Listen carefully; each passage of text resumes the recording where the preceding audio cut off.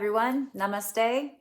I'm Jill Loftis of Nuit Astrology, and welcome to your Planetary Energy Forecast for the week of December 27th, the final week of 2021. So this is kind of an interesting week. We have Jupiter moving into the sign of Pisces. Now, it already dipped in earlier in 2021, but now it makes a true commitment to the sign of Pisces, and it loves to be in the sign of Pisces. Pisces is the last sign of the zodiac. It's a very different energy than Aquarius. It's much more of a merging, intuitive, deep dive kind of energy. And this can bring a lot of really positive optimism and kind of a spiritual bent, really, to the energy of Jupiter. Now, this is going to be really something to pay attention to right off the bat because it's going to also be in a harsh aspect to the nodes, N-O-D-E-S, the nodes of the moon. So the nodes of the moon are, again, very karmic positions, not exact bodies in space, but points in space. And they are finishing up their last few degrees in the Sagittarius and Gemini axis. They're moving to North Node being in Taurus and the South Node going into Scorpio. And some astrologers use true node, some astrologers use mean node. Those who use the mean node already think that they have switched, and that's fine. I use a true node, and so according to the precise calculations, it doesn't switch into Taurus and Scorpio until we get to the middle of January. But this Jupiter in a square to these nodes, I really think this is something to pay attention to as far as the collective. This is not so much a moment to really watch about just you individually, but like what's at play in the world at large. I would look in media, I would look and see what's written, what's being discussed, what's being talked about. As I mentioned in my January forecast, I would really pay attention to what's happening with the pandemic. There might be some definitive shifts in what's happening.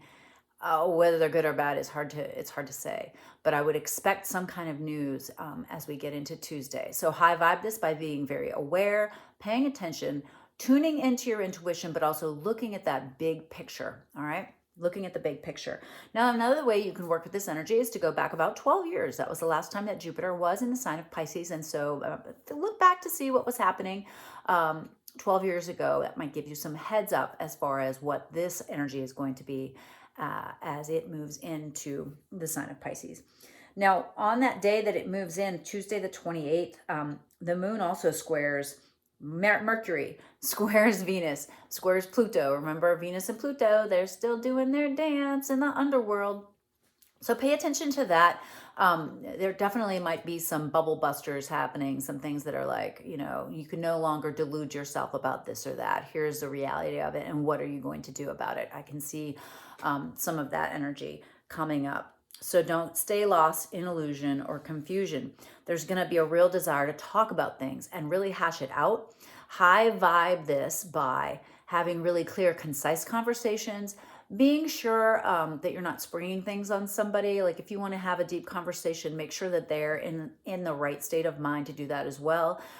Maybe even make a little outline, maybe plan a time to sit and talk about something. This could be a work-related thing. This could be a romantic thing, but it might be time to really have those tough conversations and be clear.